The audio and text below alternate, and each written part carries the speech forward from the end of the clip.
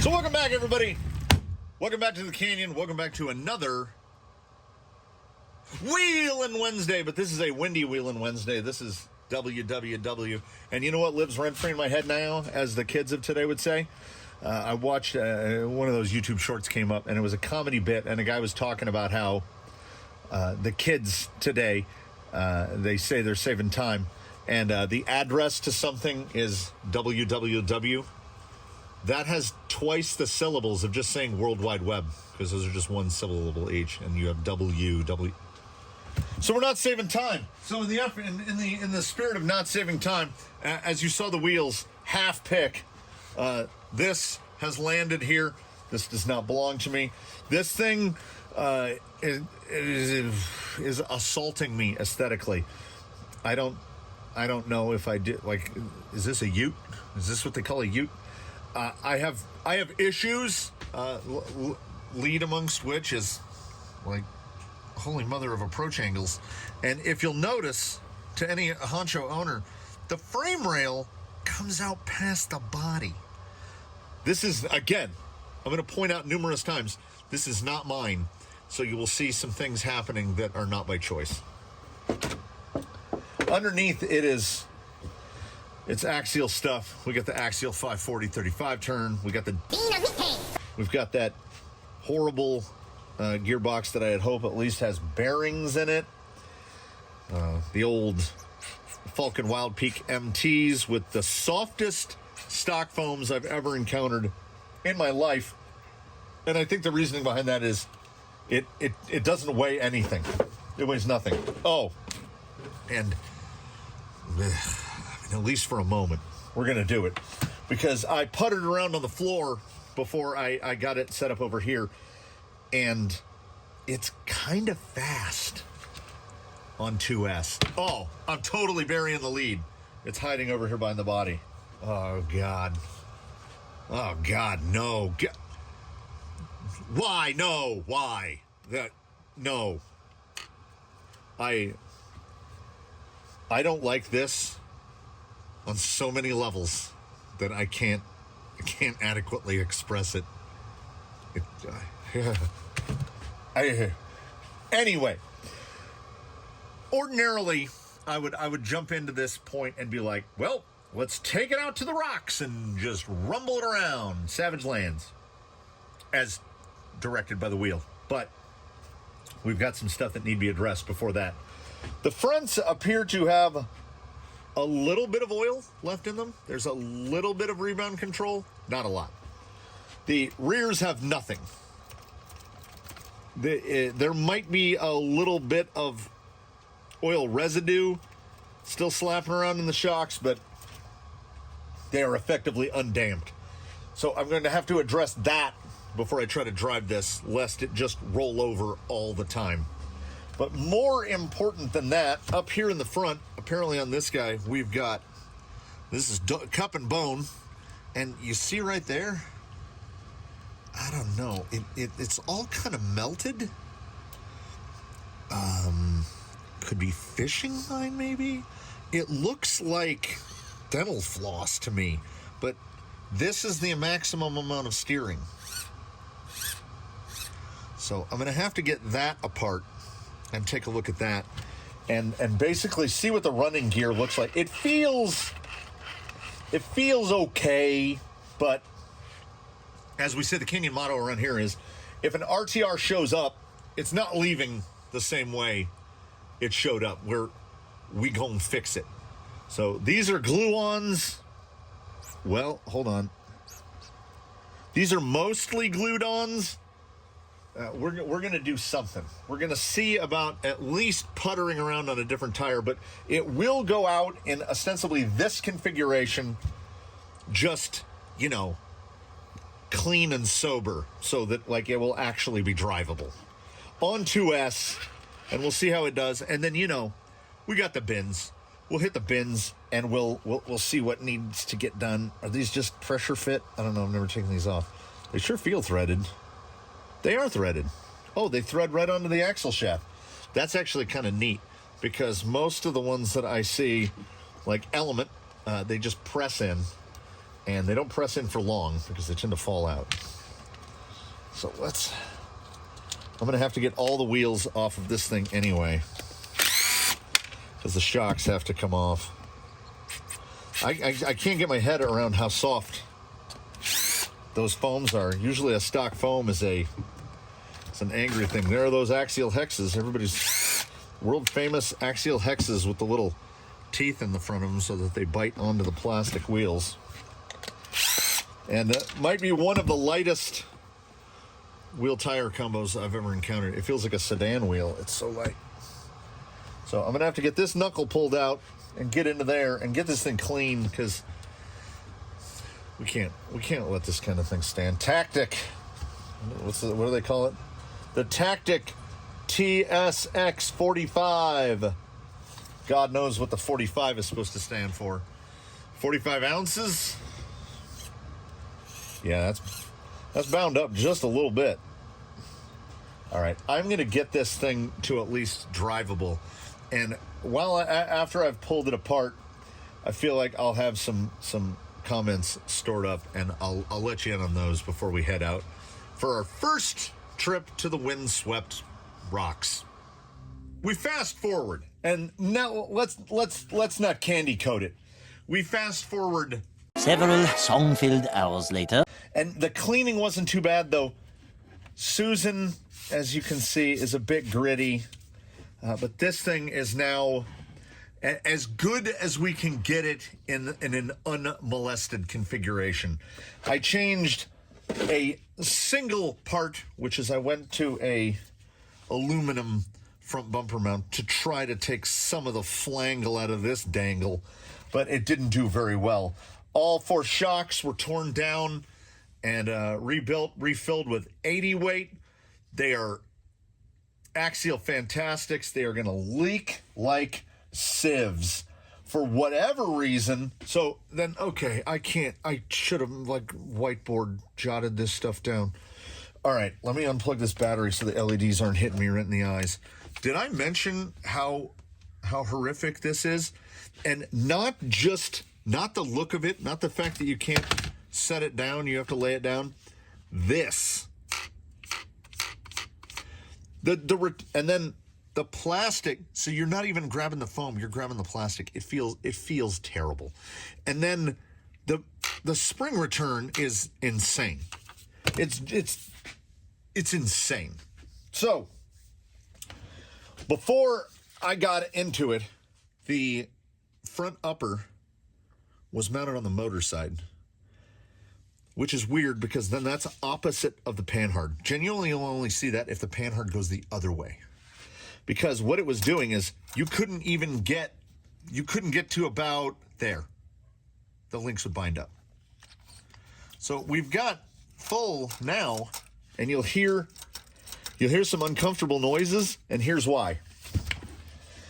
These shocks were chosen presumably at random to go with these shock towers, and the rear shocks can only mount this way. Otherwise, they bind badly against the tower. The rear feels better than the front. All the parts themselves are in good shape. We've just got some questionable decisions from Axial. The big plastic lowers and the massive all plastic uppers. I don't generally have a problem with plastic links. They're fine. I don't prefer them, but they're fine. Except when we get to the issue of when we're trying to, say, compress this way, this link hits this link, and they both hit the drive shaft. So it's limiting compression. I will go so far as to say significantly. It has only about 2.5 inches of flex in the front and 3 inches of flex in the rear. And if you hold I'm doing that thing again where I just explain it when I could just... Let's look. When the front starts to flex, see, the rear tire's already off the ground. So we've got 3 fingers-ish. If you hold this down,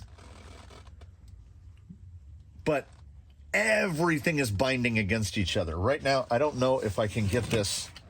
I don't know if I can get it in the shot. Let me see. Right there. That upper is tight, is pressing against that, and it's hitting the drive shaft at the same time. So everything is hitting everything else. So what they did is they just took the standard suspension geometry of whatever had metal links. And a metal link, you're looking at 5 millimeters, maybe even 4 millimeters for an upper. There would be plenty of clearance. These lower links are kind of trailing arm looking, and they're massive. So they bind up on everything. Then the inclusion of this monstrous battery tray, which is intended to hold apparently a 3S because it's too wide for a 2S. Then you see this extra bit, a little bit of length. So that's a 540 can, and you see the hair's breadth there. So you couldn't fit a 550 motor in here because of whatever this is coming off the side of the receiver box, that little guy, little eye sticking out there, and the fact that the battery tray is too long. Oh, and I would be remiss if I did not mention that there's a cross brace right here. You can see that cross brace. That cross brace's sole function is, I'm assuming, okay, dual function is to be a brace, but to also, it supports the rear end of the battery tray. What that brace does is no matter which side the front upper link is on, it strikes the brace. It just does. So we're right, can I get it right? There you go. The link is touching, and we have, see if I deflect it. It's suspension travel that you're not going to get when you're out on the rocks because stuff is just hitting. Also, once I got it cleaned and put together, they are yellow band in the front and white band in the rear. I did not look up in my spring lexicon what those are. What I do know that they are is way too hard. We've got 3 full inches at the center. It is basically like, here is the amount of droop. What is that? 4 millimeters? 4 millimeters? I don't even know if it's that. They're holding it at full height. Even with the body on, it doesn't, I can never get the body aligned because the bumper is so far out from the body, there's nothing to locate it from. All right, so the body changes nothing. So there we are. There's ride height. Yeah, we might have 4 or 5 millimeters in the front, even with a 2S hard case. And in the rear, yeah, I'd say 4 to 5 millimeters. I would optimally want this about there, even for like trail driving. It's really oversprung, and it was wildly underdamped. And the suspension limitations from the big plastic links is, I mean, just honestly, is just a problem. And then the body, the choice they made with the body, I understand what they're going for. Like, if you look at it from the front, it's cool. It's got that pre-runner look, but that approach angle is, that's problematic for me. Anyway, that's all just bench talk. That doesn't mean nothing about nothing. I repacked the differentials. Everything was cleaned. Everything simple greened the tires, cleaned the wheels, got everything put back together. It just, the suspension is, it's not way too hard. It's monumentally too hard. But we'll see. The rocks are the real teller. So it's Savage Lands, so that's a little more traily. What I'm going to do in between now and then, between when you see it here and when you see it on rocks, I am going to gather up some stuff. I think we're just going to we'll take some cut grabbers with us so that we can have those to test out, which means we'll need a pit gun. And then we'll take a little 3S guy. I definitely think from hustling it around on the floor in the workshop, I think it's 3S. Like, it wants 3S. Tops out maybe 3 miles an hour on this 35 turn. I think 35 turn is a great spot, but I think 35 turn is also a 3S motor and not a 2S motor. So anyway, we're gonna run it. We're gonna run it how it came, just cleaned up, tightened up, lubed up, ready to rock, pun absolutely intended. Oh, and in a parting, it still to me looks like fishing line, but I don't know. It's like too white. It's definitely plasticky. I don't think it's thread. I don't know what it is, but this was all jammed into one cup and was severely limiting steering travel. These axles don't have a ton of steering travel as it is because dog bones, you know, but we got to do what we got to do. So enough complaining. Let's go do the wheeling that is sure to only foster more complaining. So honestly, the worst thing, and I'm going to continue a little bit of complaining here outside. Honestly, this feature right here, I've tried to get the foam up over it a little bit. Maybe if I just go, I'm trying something out here. Maybe if we just go like that will feel somewhat better to hold on to.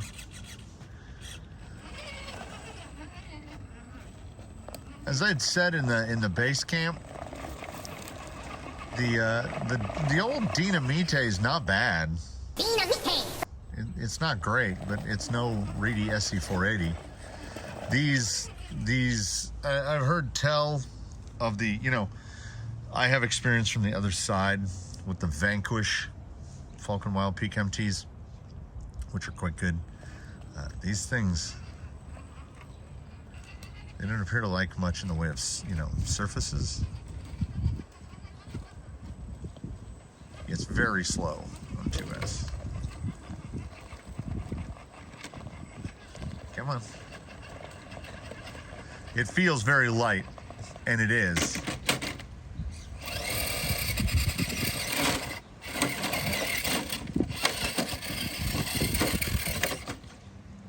Hey, I mean, that's worth a point, at least. It's very light, and due to those spring rates, even with 80 weight, because it sits so high, I see the Wild Peaks actually respond reasonably well to some low speed stuff. But I do think that this may be another instance where Axial has brought about a vehicle whose strength is more trails but crawls a bit now in this configuration. And I will temper the complaints from that I presented indoors thusly. There's nothing on this vehicle that can't be corrected, and corrected inexpensively. The turning radius is purely dog bone based. This right here, look at the rear end. The no matter how soft the foam and tire feel on the bench, I mean, I'm asking it to break over something like an inch high, but the suspension is so stiff. We're pogo sticking it. Managed to get up there. Try. Oh, and again, in this wind and in these conditions, I don't know how well it'll be picking it up, but the pulse width sound from the Dynamite is, it's pretty bad. And again, that inability to flex. This thing will lift its tire at the drop of a hat.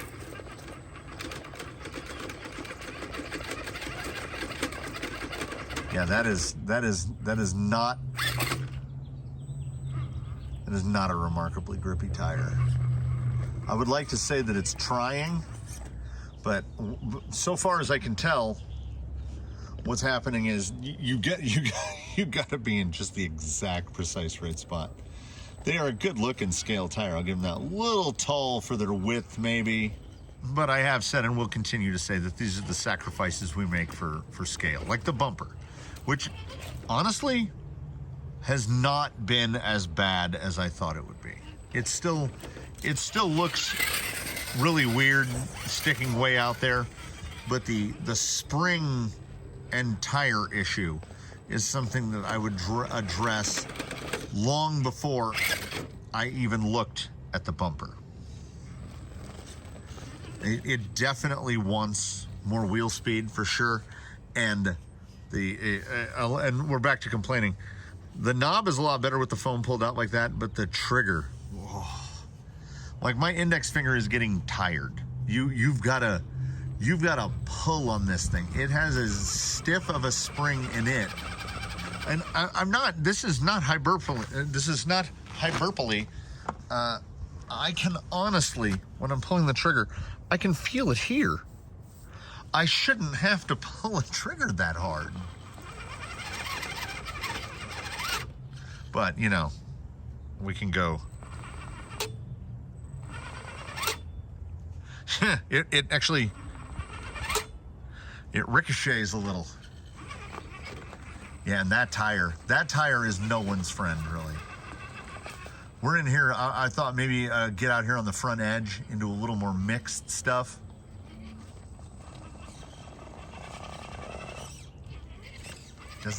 Doesn't really seem to have a, okay, let's try that one. Yeah, here's that thing the Reedy SC480 can't do, is actually manage some low speed. Oh, that's out. No, yeah. Hey, he stayed in frame. He knows his job. He knows what he's doing. The flex, the lack of flex is really bad. Like right there, I would expect the vehicle to be a lot flatter than that, but I can't.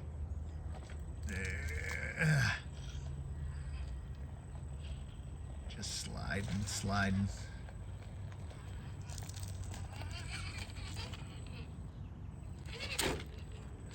A few minutes before I came out here, I looked up what these things cost, and let's just say I'm appalled.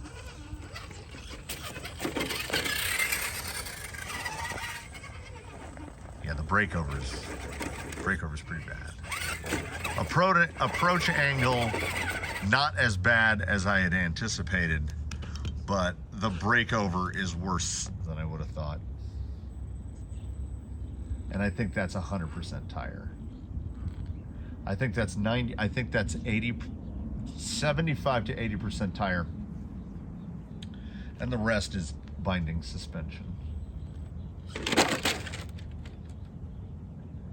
You know, I'm gonna put other tires on it and see if a little bit of low weight helps, like, at all. Let's just go like this. We got a little bit more zoot. We got some. That's where this thing wants to be. Little 3S action. A little more difficult, obviously, as one would expect, to modulate our low end speed because we've just gone up in voltage 50%. But as I was remarking when putting the thing together, out with the 2S hard case, in with the tiny little Amazon 3S. So we have effectively removed 12 ounces of sprung weight and added at least that back in unsprung weight. So the CG has moved down significantly, like you saw it just resettle right there. Ordinarily that would have just gone away with how heavy the springs are in this. Like again, a minute ago that would have flipped. We can almost, like, see, that should be perfectly crossed up, but that front tire, there's still a long way to go on the suspension travel, but we can't get there because of plastic on plastic.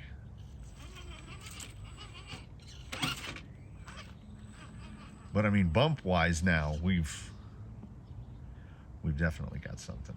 I want to see the brake here.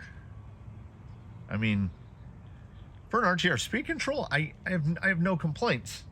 It's the speed control is far better than the radio.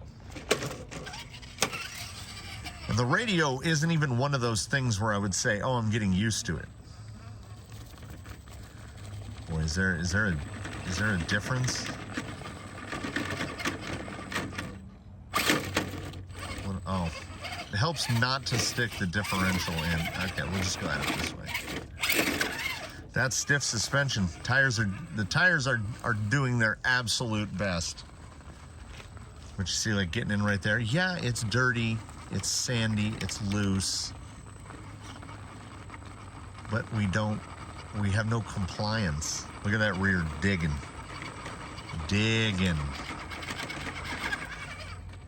Until I finally managed to get the front to push over. So the springs are just so heavy.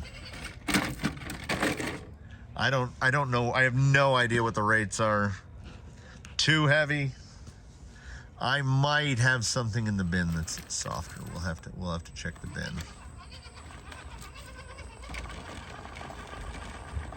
I won't say that 3S and some alloy beadlocks have utterly transformed this vehicle, but it is a lot better. A lot better. But you know what they say. Perhaps we won't go so far as, to fully claim good, better, best, never let it rest. Let's just get something. I want it to be pleasurable to drive. Not just for myself, but for anyone else that, say owns it and drives it. There we go. You see? Glimmers. It shows potential. Can't see what I'm stuck on. Oh, are we just doing it? Are we just going off here? All right. So before we go into the next phase here, let's take this across the contraption, and that will give me a real. That'll paint me a picture of what it's going to look like after we go inside, dig through the bins, and try to make this. We're not going to go to best. It will be better. I'm just hoping at minimum for good. I debated over which direction to attack this from, and I'm seeing now that the track width is it's a little narrow for the straps here. So you see me already getting squirrely there on the rear end. There's every chance we're just going in with the 3 inches of center ground clearance. No problem there. A lot of rigs get hung up there. Not so this guy. We're gonna push. Yeah, again. The front bumper looks like it's gonna kill on approach, but it kind of doesn't. Really getting her twisted up there.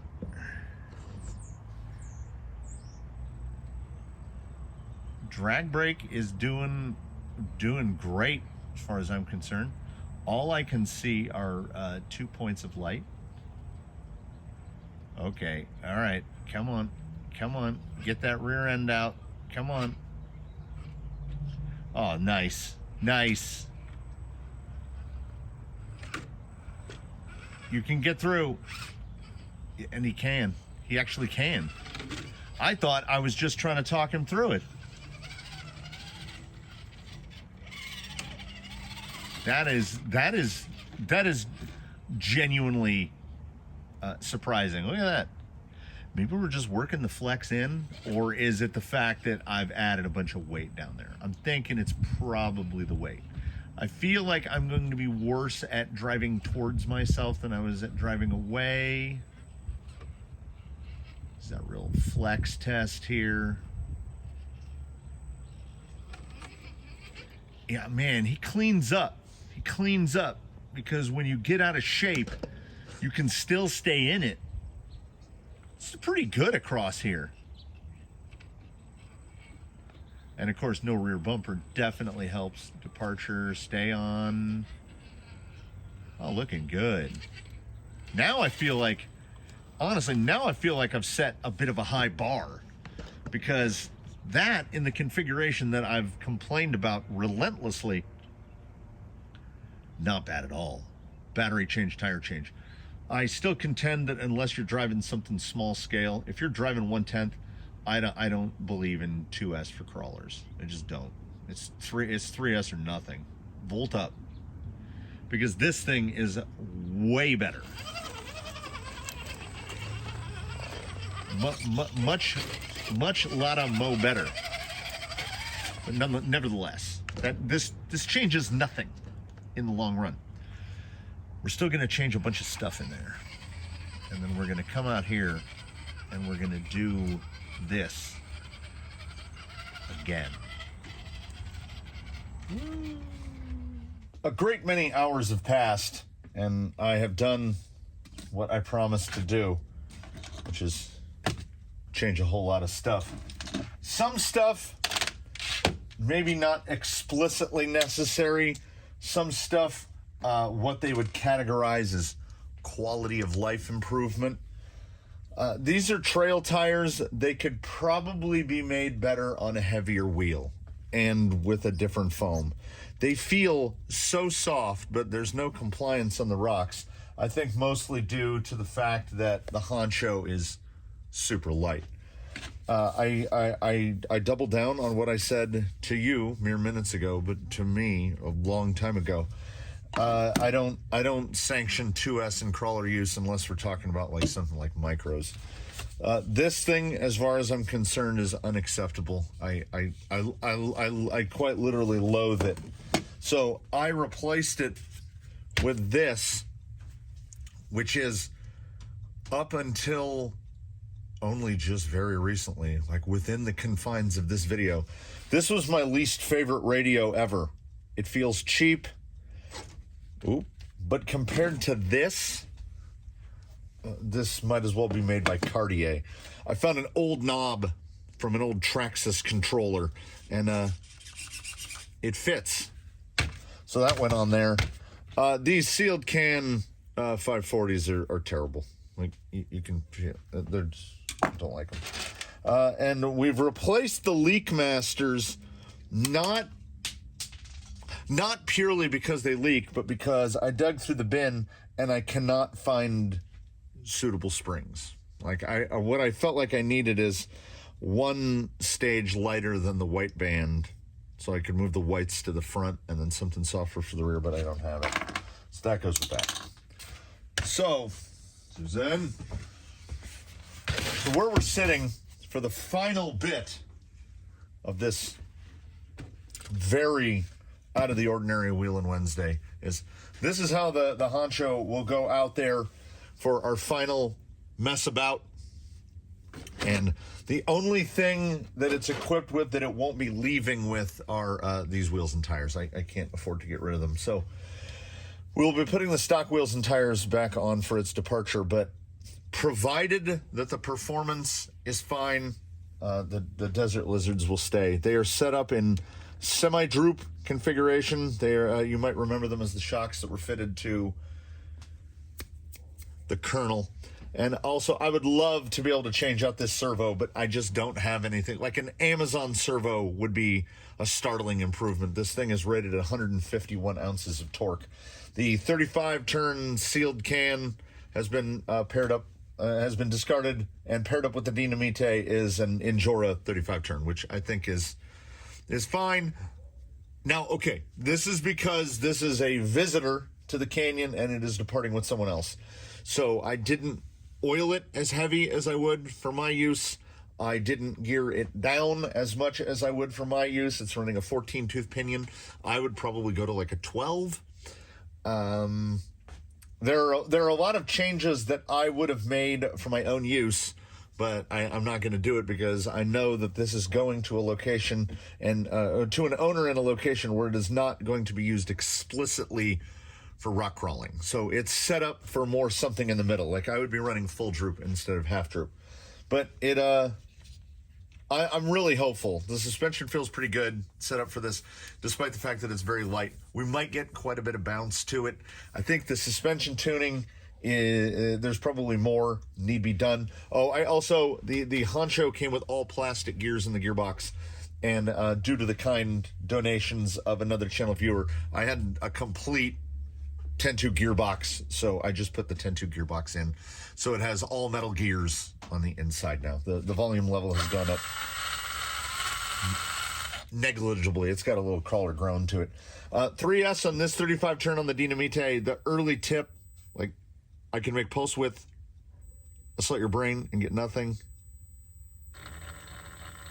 But the low speed's pretty good, and the torque is significant over what was in here previously. I'm hopeful, but, you know, I just wanted to jump in and mention what had happened in the interim. And in case I forget to mention it outside, I think the only things, the Honcho, I know I've mentioned this, has no problems that aren't correctable. And I would say that a metal set of links, universals for the front in place of the dog bones to get you some more steering angle, because this steering angle is not great. Universals in the front, steel links to stop the binding issues. Softer springs. You don't need to replace the shocks, though, I mean, I would, because other shocks are cheap. You know, there's any number of shocks you could put on here. And, you know, you could get away with the tires, I suppose, but as they're glue-ons, you're probably going to end up with something else. Anything. Canyon trails would probably be great. Anything would be great. It's a short list, and like I say, most RTRs, it's about $100. And the Axials I have found do give you a little bit of an edge. I definitely learned this from the base camp that the Dynamite, wow, that's nice and bright, and the motor, they're not awful. They're not awful by any measure. You're just, out of this guy, you're going to get a lot more torque than what you got out of the other one. This thing is actually kind of survivable, and we thought about swapping it out, but it has all the LEDs. They come out of here, and this receiver on the G4P has the G4P? Is that right? G4P has the plugs to do wiring directly in the receiver, but, you know, this is a visitor, so I didn't want to go through cutting all the leads off and resoldering leads to get them wired in. It would be cool, though, because I think it turns the rears into brake lights. Possibly for another time. So let us wheel, and let us give departing thoughts on my feelings about the Honcho, which some of it I'm surprised by, and some of it are wholly expected. But, you know, back to Savage Lands. So here we are in the final to us form. Let's give it a shot at the contraption here. Hopefully I can remember what it felt like. Oh yeah, like I was initially worried that the change to all the changes compounded, everything put together, that the low end feel was going to be weird, particularly with the G4P taken into consideration. That is not the case at all. We've definitely brought the ride height down, because before we could clear that pretty easily. I need to try to get out of here. But also before, it would have rolled over right there. It also doesn't help that I stopped right at the top. Yeah, the low speed is pretty great, particularly for the G4P. I'm not really on the straps too good right there. There we go. Oh, okay. Allow me to start that. I'd like to share blame. I'd like to shame for some of the weirdness, because something about that Tactic servo up in there, the 151 ouncer, there's definitely something going on with it. This transferred to both radios, so it's not the radio, it's definitely the servo. When you use steering at all to either side, it won't center, and it will pull to one side or the other. So you trim it out, and it's going perfectly straight, and then you drive it a little, and then it's pulling to one side or the other again. So I don't know, it doesn't feel like it's missing a tooth or anything. It just acts real weird. Yeah, the trigger is, you know, like I say, The G4P is not buttery smooth. Again, I can't see. I can't see. As we said, some time has passed. So it was cloudy, and now it's not.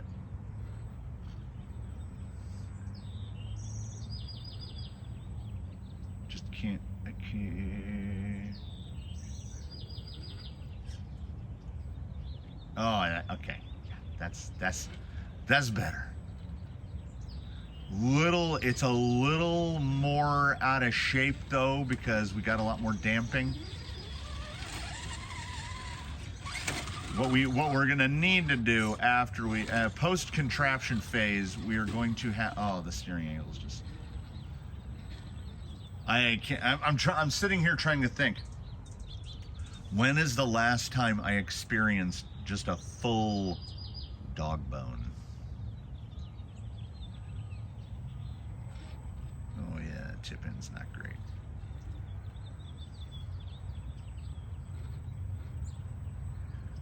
But the sacrifice here at extreme low speed, like the stability is up so much. Let's see if I come out of here. It's just kind of, it's kind of rough, you know?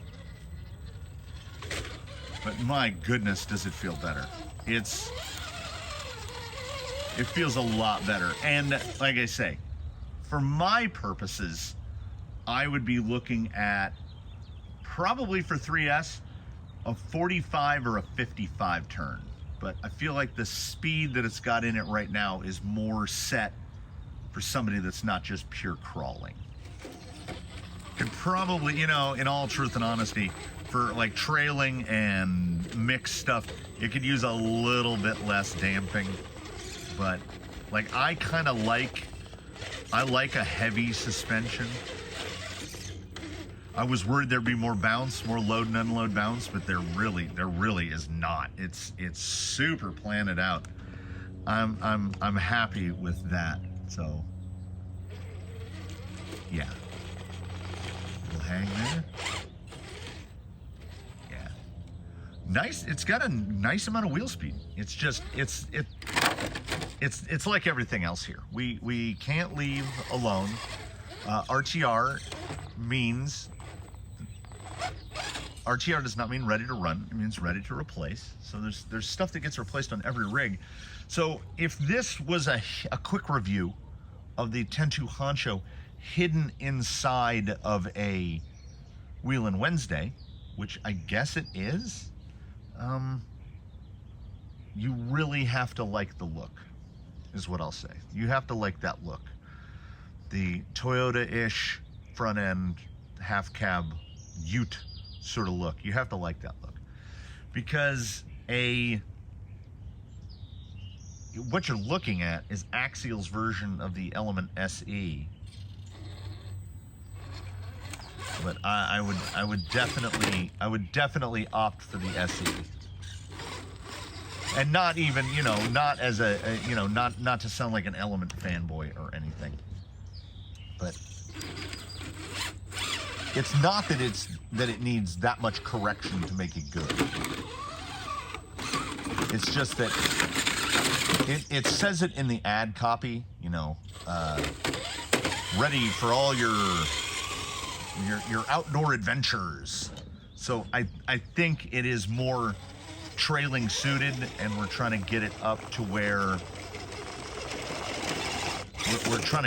I'm trying to turn it into a crawler. Let's see the mixed here. Yeah, that's just a lot better. Yeah, the included springs are way too hard. Way too hard, particularly for how light this thing is. And, you know, as far as RTR speed controls go, the SC480 sits atop my pantheon of bad speed controls. I really don't like it. I really don't like it. Like, I've tried the Hex Fly and This, the AE5 and the Dynamite, and which are all the same thing. Those are all the same thing. 1060s, ISDT ESC70. I've tried a lot of brush speed controls. The AE5, which is ostensibly the Dynamite 2212, it's not awful, right? As far as RTR goes, if that's the average, then it moves the whole line of the average up a little bit. So here, nearing or at the conclusion of this Wheelin Wednesday, I would say that the Honcho, for me, if I were shopping for something that looked like this, I would say that there are no deal breakers. There's nothing about it where I'm like, ugh, this is an absolute tragedy. Even that horrible radio, and the horrible radio comes close, but the radio doesn't reflect anything on the rig itself. The geometry is fine. We don't have any panhard or steer link issues. There's nothing geometry-wise that is uncorrectable in any way. It, like all RTRs, could use some better stuff. And what we did here is we put a little bit better stuff on it. And I think if we've proved nothing else in this really drawn out, all over the place Wheelin Wednesday, it's that orange wheels look good on everything. If we agree on nothing else, I think we can agree on that. So thanks for watching this one, everybody. Thanks for stopping by for something a little bit, at least a little bit out of the ordinary. This is not how we ordinarily perform Wheelin Wednesday. We only spun one of the wheels. But I think we had a good time, and I think, despite having to remove these tires to hand it back over, I think we've improved it. I think it's pretty much better all around. And I think that Injora 35 turn on 2S will be perfectly manageable. I think it's maybe a little zippy for the uninitiated on 3S. Like I say, I would go lower turns, just get the more torque, bring the wheel speed down. But that's how we do. This is what we do. Thanks for joining us all here for this hyper modified Wheelin Wednesday. We've made it through half the week, everybody. We're on the downslope now. Please do comment below if you have any questions or comments, or you can just tell me what I outright did wrong. It's cool. It's cool. Like if you like, subscribe if you haven't. We do, of course, offer channel memberships. That is the thing, if you're at all interested. Helps the channel. It helps us do stuff like this.